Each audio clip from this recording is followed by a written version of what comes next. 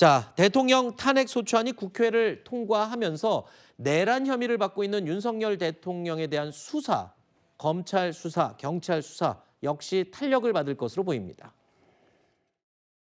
이제는 공수처를 통해서도 윤석열을 수괴로 하는 내란죄 수사에 필요한 영장 청구를 할 수 있게 된 거죠? 네, 그렇습니다. 저희들 나름대로 철저하게 지금 신속하게 하고 있습니다. 국수본에서 하여튼 철저히 누구를 막론하고 엄정하게 성역 없이 수사하도록 하겠습니다. 상황이 되면 긴급 체포 또는 체포영장에 의한 체포를 시도하도록 하겠습니다.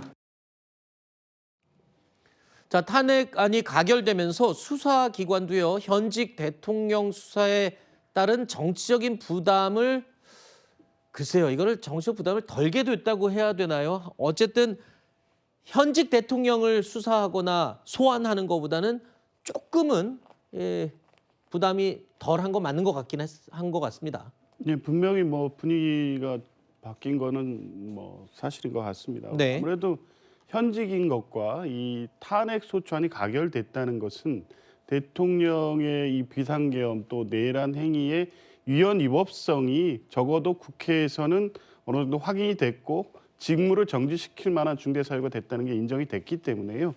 수사 절차도 탄력을 받을 수밖에 없는데 어찌됐든 지금 대통령실은 대통령의 직위가 유지되고 있기 때문에 대통령실이나 대통령 관련된 압수수색 등 강제 수사는 이 국가안보나 공무상 비밀을 이유로 계속 거부할 가능성이 높아 보입니다. 네. 그런데 이 탄핵 절차가 이제 개시됐기 때문에 더 이상 대통령 경호실도 그 대통령을 좀 보호하고 그럴 일이 아니다. 이 죄도 박근혜 대통령처럼 뭐 뇌물 내지는 뭐 직권남용 등등 이 헌법적 또 형사적 판단을 받아 봐야 될 만큼 다툼의 여지가 있다면 모르겠는데 네. 지금은 어느 정도 확실하게 드러난 사실관계만 갖고도 수사의 필요성이 상당하고 더군다나 지금 대통령 관저 등에서 최근에 어떤 상황을 보면 증거인멸의 우려 가능성이 꽤 높기 때문에 네. 강제 수사에 착수해야 될 필요성도 꽤 있습니다. 네. 그러니까 대통령의 신변을 확보하는 문제부터 해서 대통령실 주변에 대한 압수수색 영장의 발부 등 강제 수사를 신속하게 진행할 것으로 보이고요. 실제 그런 것을 예고해 왔기 때문에 아마 네. 수사 절차는 빨라질 것으로 봅니다. 방금 말씀하신 것처럼 증거인멸의 우려도 있고 걱정도 있다. 그래서 강제 수사가 빨리 진행돼야 한다고 하셨는데 문제가 있는 게요. 지금 컨트롤 타워가 없다는 겁니다. 검찰, 군 검찰, 특별수사본부 그리고 또 경찰, 공수처, 군 경찰의 공조수사본부 뭐 여기저기서 다 뛰어들어서 수사를 하고 있어요. 이러니까 법원에서는 좀 정리해서 영장 갖고 와라. 그래야 발부를 해주지. 뭐 이런 상황까지 나오는 상황인데 빨리 정리돼야 되는 거 아니에요? 어디서 이거 제대로 수사 뭐 지휘권을 가지고 좀 주도를 하는 거예요? 제 생각에는 물론 이게 특정하게 딱 법적으로 어디서 수사를 한다 이렇게 주체를 확실하게 정할 수가 없는 상황이다 보니까 혼선이 빚어지는 것 같습니다. 그런데 일반 국민들의 시선으로 봤을 때는 일단은 경찰과 공수처가 함께 구성한 공조수사본부, 이제 공조본이 주축이 되는 것이 적어도 합리적인 판단이다라고 하는 데에는 다수의 국민들이 공감대를 갖고 있을 것으로 보이는 것이 이미 윤석열 정부에서의 어떤 검찰의 중립성, 균형성을 둘러싼 논란이 너무 오랫동안 지속돼 왔고 네. 윤 대통령 스스로가 일단은 검찰 출신 인사이지 않습니까? 그렇다 보니까 윤 대통령이 혹여나 좀 검찰에 기대어서 조금 편하게 아니면 조금 수월하게 수사를 받으려고 하는 것이 아니냐라고 하는 불필요한 오해가 나올 수가 있습니다. 네. 그렇기 때문에 검찰도 물론 여기서 역할을 안 할 수는 없을 것입니다. 특히 뭐 직권남용이나 이런 관련 부분에 대해서는 검찰의 고유의 판단 영역이 있습니다만 적어도 전반적인 어떤 계엄의 선포 과정이라든지 내란 혐의에 대해서는 공조본을 중심으로 하는 것이 맞고 저는 대통령이 박근혜 전 대통령처럼 너무 소극적으로 방어적으로 수사에 임한다면 오히려 본인이 원하는 그 결과를 얻기는 더 어려워질 것입니다. 저는 네. 경호상의 문제라든지 이런 것들을 핑계 삼지 말고 윤 대통령이 적극적으로 수사에 임하는 모습이 오히려 국민들에게 더 좋은 모습이 아닐까 생각을 합니다. 주도권 경쟁을 벌이고 있는 수사기관들 윤 대통령에 대한 신병 확보에도 나설 것으로 지금 예상이 되고요. 아까 말씀하신 것처럼 강압수사, 강제수사, 그러니까 증거인멸을 막기 위한 압수수색 등의 방법들도 다 총동원될 것으로 보입니다. 그러나 저희는 과거에 한번 본 적이 있죠. 박근혜 전 대통령의 사례를 떠올려 보면 이러한 강제 수사가 그렇게 쉬울 것 같지는 않아 보입니다. 피청구인의 위헌 위법 행위는 국민의 신임을 배반한 것으로 헌법 수호의 관점에서 용납될 수 없는 중대한 법 위배 행위라고 보아야 합니다. 재판관 전원의 일치된 의견으로 주문을 선고합니다. 주문, 피청구인 대통령 박근혜를 파면한다. 국민 여러분께 송구스럽게 생각합니다. 성실하게 조사에 임하겠습니다.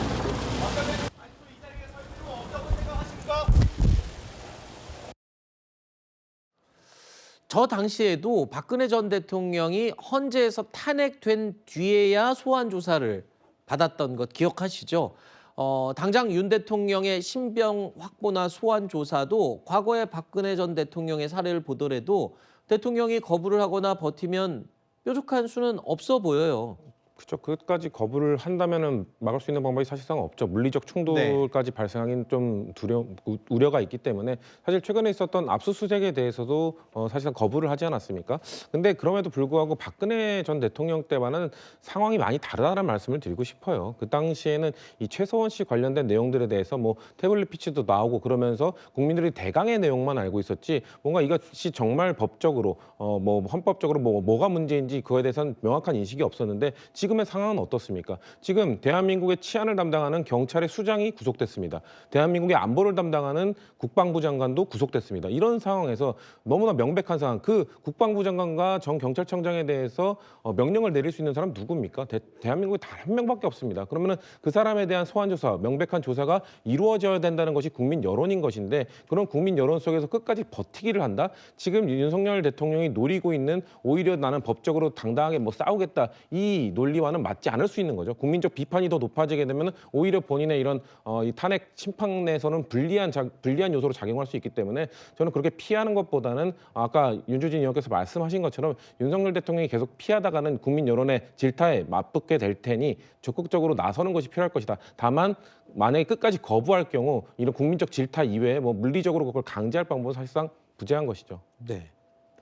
전제를 깐다면 국민들의 질타는 제외하고 법적인 부분만 보겠습니다. 저것도 일종의 윤석열 대통령 개인의 법적 방어권 행사라고 볼 수도 있는 거 아닌가요? 네, 맞습니다. 지금 어쨌든 대통령이 본인이 적극적으로 수사에 협조하겠다라는 의지를 저는 보였다라고 생각을 하는데요. 대국민 담화에 있어서 만약에 본인이 어떠한 소환 조사라든지 여기에 대해서 응하지 않겠다라고 했을 때 현행법상으로는 이것을 강제하기가 실질적으로 좀 어려운 부분들이 있고 이것 역시도 어떻게 보면은 피해자의 본인의 그 신변에 대해서 할 수 있는 권한들을 행사한 것이라고 볼 수 있는 것이죠. 그런데 대통령 같은 경우에는 좀 다르게 진행이 될 것이라고 생각을 합니다. 이게 개인 윤석열에 대한 것이 아니라 대통령 윤석열에 대한 부분이기 때문에 그리고 아하. 본인이 법적 정치적 책임에 있어서 회피하지 않겠다라고 국민들께 이미 선언을 한 상황에서 네. 어떤 조사라든지 이런 것에 있어서 회피하지는 않을 것이라고 생각하는데요. 다만 지금 수사기관들이 대통령에 대해서 뭐 체포나 그 구속영장을 청구할 수 있을 것인가 저는 그 부분에 있어서는 조금 더 깊은 법적인 판단이 필요하지 않나라고 생각합니다. 대통령이 지금 받고 있는 혐의는 내란죄뿐만 아니라 직권남용 권리 행사도 있는데 그런데 지금 불소추 특권이 적용되는 것은 내란죄만이에요. 네. 그러면 영장 청구를 할 때는 결과적으로 내란죄로서만 청구를 할 수가 있다라고 봐야 하는데요. 지금 내란죄가 지금 윤석열 대통령에게 적용이 될 수 있는 것인가에 대해서 법조계에서 좀 왈가왈부가 있는 상황이고 판례 같은 것은 뭐 당연히도 없는 상황입니다. 그렇다면 수사기관 입장에서는 법원에서 혹시라도 영장이 기각됐을 때 그때 수사의 속도가 굉장히 떨어질 수가 있는 것이거든요. 여기에 대해서 좀 내부적으로 판단을 하고서는 청구를 할 것이라고 생각하는데 그 기간이 빠르게 될 것인가 그 부분 좀 의문이 있습니다. 법조계에서도 지금 왈가왈부한다라는 그 이유가 혹시 지금 뭐 국회 진입 그 상황과 관련해서 대통령은 난 지시한 적 없다. 그리고 현장 지휘관들은 대통령이 지시했다라고 상반되게 엇갈리는 그렇죠. 부분. 이거를 지금 아직까지 명확하게 판단하지 못했기 때문에 그렇기 때문에 지금 내란죄 역시도 그렇습니다. 지금 왈가왈부한다. 지금 그 얘기인가요? 관련자들에 대해서는 일단 수사가 더 충실히 진행이 되어야 될 것이라고 보이는데 대통령이 대국민 담화로서 이야기를 했을 때는 계엄군이 국회에 진입한 것이 질서 유지를 위한 것이었다라고 이야기를 했지만 곽종근 사령관이라든지 뭐 조지청장 이런 사람들 같은 경우에는 끌어내라.